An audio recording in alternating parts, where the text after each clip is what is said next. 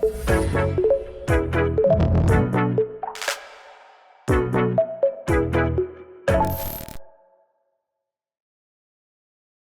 it's so great to have you here today. No, excited to be here. Looking forward to the conversation. Let's do it up. So let's kick things off. Would love to hear a little bit more about your background and then tell me more about Read AI. Yeah, a little bit about myself. Started a company called Place back in 2011, focused around location analytics, really understanding where people go in the physical world. I wouldn't call it AI, but as machine learning, it was going in and saying when people checked into a location, we were able to take the lat long, the accelerometer, the gyroscope, the compass, and really understand were they at the store on the first floor, the second floor, the third floor, or across the street. And so we did that to the point where we were accurately identifying where somebody was in the physical world. But what we did that was a little bit different was we'd pay people for that data. So we wouldn't just go and grab it. We would actually cut people a check for that information. And ultimately, that became a company that Snapchat acquired in 2017. From 2017 to 2019 was in Snap. We were one of the only profitable divisions in Snap at the time. And then in 2019, we actually spun out to Foursquare, where I ultimately became CEO, where ran Foursquare, where we acquired a company called Factual, as well as merged with Placed. And then from there, kind of took a little bit of time off and then started Read. And with Read, really the starting point was after I'd left Foursquare as CEO, I was doing a lot of calls, and a lot of folks do these calls after they leave their role, and they like look for what's next, investment opportunities, giving advice, etc. And this was peak COVID. So imagine you're on a call with 12 people. I think almost everybody knows within 5 minutes, you're like, I really should not have been on the call. I wish I didn't turn on my camera. This was a mistake. And so I was in one of those scenarios where I was like, I got to stick on this call for an hour. Well, I'm surfing ESPN. And then I started looking at the pictures on the monitor, and I was like, oh, that color looks very similar to what's on my screen. And so I clicked on that person's kind of video feed, and I saw their glasses, and their glasses had a reflection of the same ESPN page that I was on. And so ultimately what that told me was, hey, meetings are inefficient. Is there a way to actually make them more efficient by making them shorter, making sure people who don't need to be on the call can leave the call or not even be invited to start with, and really kind of take away, but then give them back their time. And so that was kind of the starting point for Read.ai, where we are really focused in around streamlining interactivity through AI. And where we started was around meeting summaries. Where we are going towards is email summaries, Slack summaries, team summaries. And then where we're pushing towards going into the HumanX conference is talking about the ability to actually search. And that's going to be a really key component as we start to talk about the next few quarters into 2025. Super interesting is I think people are really feeling an information overload from various different angles, right? Long Slack messages, these how are they keeping on top of what was happening in meetings, now their email. So that this vision that you've kind of laid out, right, and what you want to end up doing is super interesting. Let's talk a little bit about why it's more important now than ever to be able to kind of get the key points, key summary of all of these different communications. Yeah, so context is key. So when you think about AI, every solution that anyone on this audience is working on, anyone going to the HumanX conference is going to, has an AI component. It's either free, it's an add-on bundle, but it's within a silo. So it's going in and saying, hey, I've got Microsoft Copilot, that works on my Microsoft stack. I've got Google Gemini, works on my Google stack. I've got Zoom, works on Zoom Companion AI on their video conferencing platform. Notion, Confluence, all these products have their own AI solutions. But the problem is it doesn't have context across the board. And I think that's where the summarizations really start to get more valuable. Because if you and I are having a meeting, we actually, before this podcast, we had a conversation on email. We had a conversation internally with email. We had documents that were created. There's a lot of things that take up context, not just in the meeting, but before and after. Like after this call, there might be next steps that we have. And so making sure that those things are captured. And I might email you logos because you want to put it associated with the blog post. Well, those things in a silo kind of get lost. You don't know if those things actually get done. So what we did was we introduced a product called Readouts last year, where we've seen significant uptake, where we're taking the emails that you have, the meetings that you have, as well as the Slack Teams messages you have, and we're summarizing all of them together. So now all of a sudden, it's not like, hey, you've got this action item after this meeting. It's saying you had this action item, but you finished it, and here's the next follow-up on the list. And so it's that approach around capturing that information, and then actually making that valuable and actionable, I think is where it's going to get really interesting. And that's even more important for conferences like HumanX, where you might be in a session and you can't make the other session that's a double session. Like, don't you want to be able to actually go see OpenAI and Anthropic at the same time? Don't you want to be able to see Writer and Glean at the same time? All these things that you want to go to, you can't be in. And if you actually try to do that and you say, I'm going to go in for 5 minutes here and 10 minutes here, you're actually not going to be engaged. You're not going to actually consume the content. You're not going to think about, how do I apply this to my business? But if you can send Read in your place. So we'd say, hey, I'm going to go to session 1, but I'm not going to go to session 2, but I want Read to go in and take the notes and give me a summary of that. And so I can actually consume that. And maybe that's going to dictate, I'm going to try to reach out to the speaker after the session is done, or I'm going to reach out to somebody else on their team because I think this is valuable. It lets you be in 2 places at one time. And I think that applies across the board. Let's talk a little bit about how just the technology to make this happen has progressed, like, really quite a bit over the last year, 2, 3 years. What is it now about, like, remember in the past, whenever we'd had transcripts, they'd be like really, really off, and now we've gotten to a point that they're extremely accurate. What, from a technology standpoint, definitely let our audience know really what you've noticed change over the last 1 to 3 years that has made the information that we're able to extract from all these various conversations actually actionable and not a jumbled mess that we have to, keep feeding to figure out what the heck was happening. 100%. So when it comes to transcriptions, I think the biggest driver of the increase in accuracy has been about really the cost of compute. So from a cost of compute, 1, 2, 3, 4 years ago, it's gone exponentially cheaper. So you can process more of that metadata that comes in. So 3 years ago, people didn't know what speaker diarization was unless you were in the industry. Now, because of the LLMs, because everyone wants to get the transcripts into the LLMs, they're going and saying, hey, how does this work? How do I get access to this? Hey, what's this processing? It's not perfect. You're getting more people working on the problem. You're getting more people working on the problem on an open source basis. You're seeing companies come in with platforms where if you go to AWS, you can see a list of different providers that you can do transcription against. So the selection, the market is becoming more open. The market is giving you more selection, and more people are working on it. So what was a niche problem to go and say, yeah, hey, I do conference calls and I want someone to record this so I could use this for my call center, is now secondary to everybody wants their meeting notes. Where you start with the meeting notes is the transcript. And what you're seeing a bit of a change in the market, and this is where we've seen a lot of success at Read AI, is transcripts are now the commodity.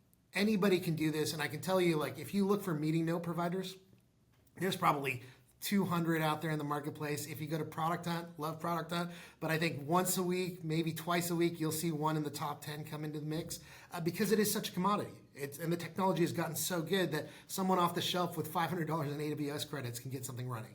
Where we're really focusing on is saying, hey, that is great. We are constantly testing different things, and we've also tailored it for our use cases. So you're kind of seeing built on top of.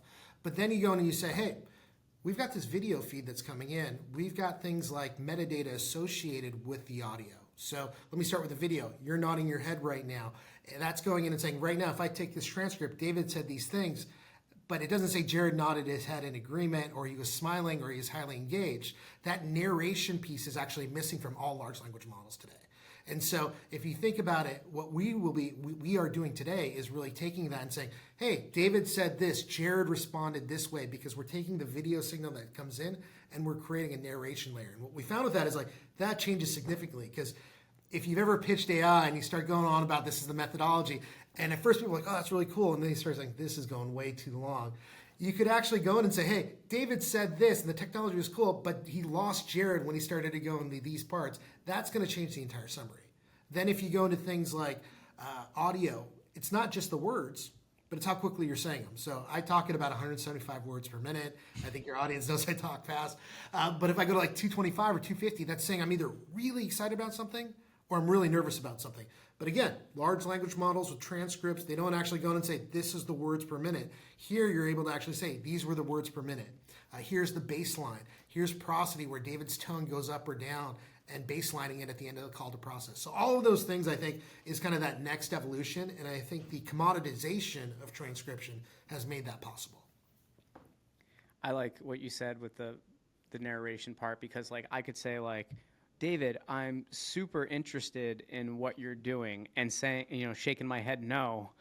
And in the past, the trends could be like, oh, they're very interested, like send them something, right? They could be like, not having. I always say this to everyone. Context is everything. Without context, none of this stuff means absolutely anything. It's the same way, right? When you're prompting any type of model, without the additional context, it's pretty much useless.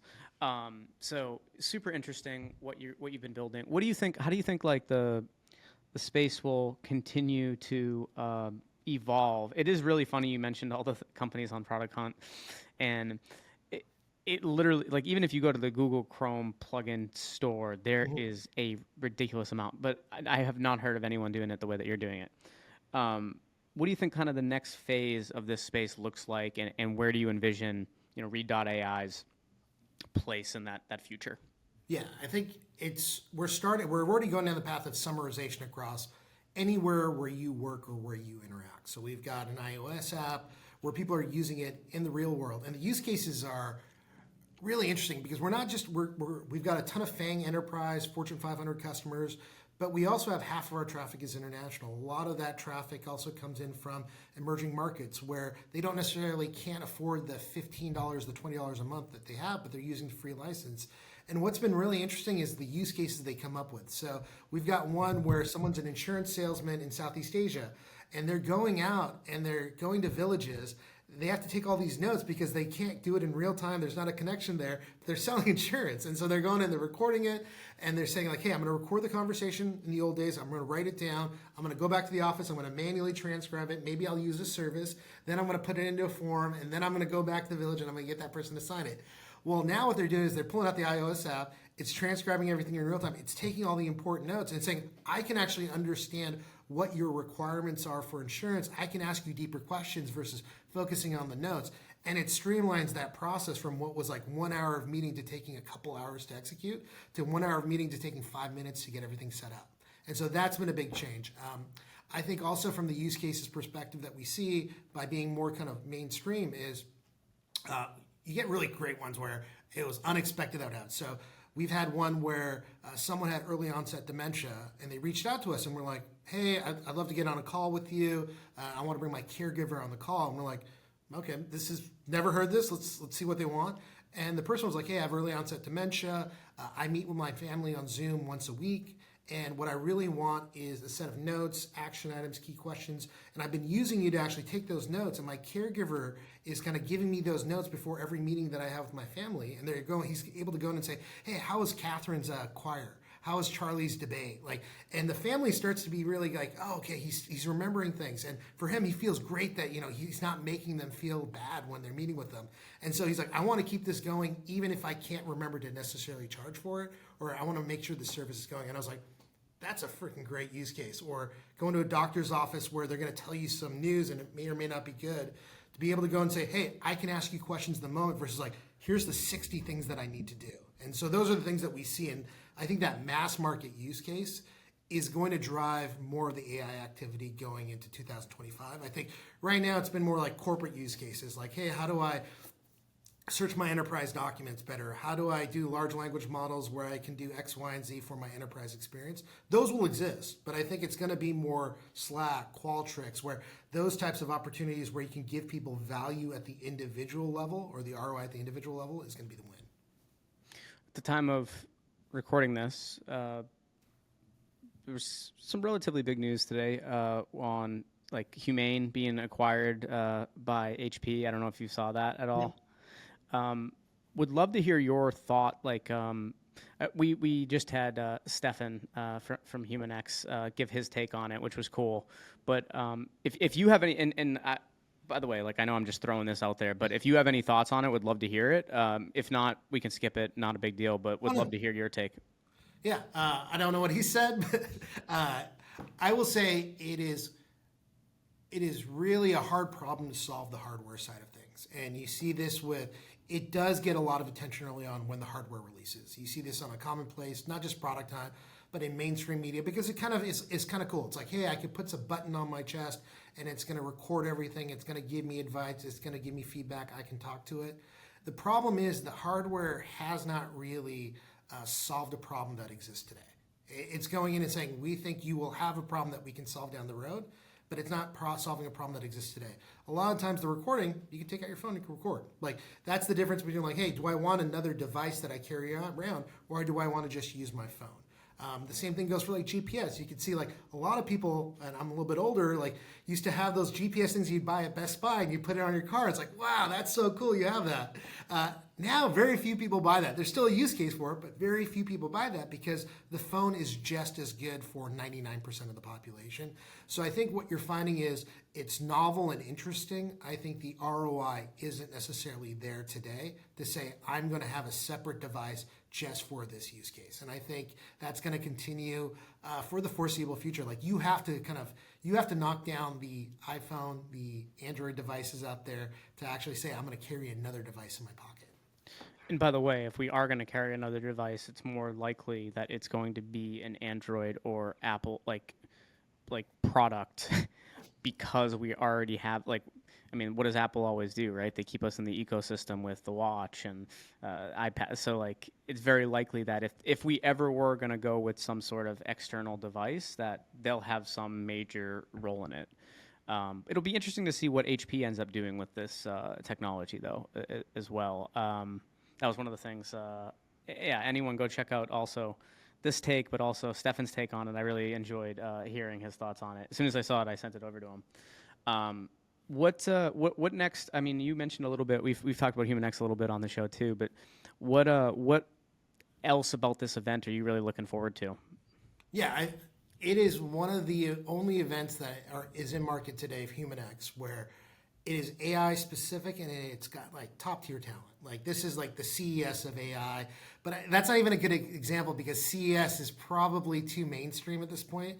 Like this is very specifically about AI. If you look at the attendees, if you look at the speakers, like it's a stacked list. Like you'd have to go to every other conference to get just as many speakers of this caliber at Human X. So I think that's going to be huge. I could say the community, when it comes to AI, it is critical to go to these types of events because we're in the early days, and to build this community is key to make sure that we've got the right thought leadership, that we can go in and say, I know these people, I've heard these people, I understand what we're trying to do as a community, and there's going to be some disagreements. But in generally, we want to move the puck forward, and I think we're all kind of aligned with that. And I think these speakers will have kind of differing views on how you get there, but it's generally in the right direction. I love it. Yeah. David, I want to thank you so much for joining me here today. Very much looking forward to meeting you in person in just a few weeks, and we'll talk very soon. But thanks again for being on the show. No, it's been great. And we are also, if anyone wants to try to read, we're the official co-pilot of Human X. So every single session will be transcribed, summarized, and available to every single attendee at the conference. So just like the use case that we talked about before, if you can't make one session, don't worry about it. Reed's got your back. I love it. That's awesome.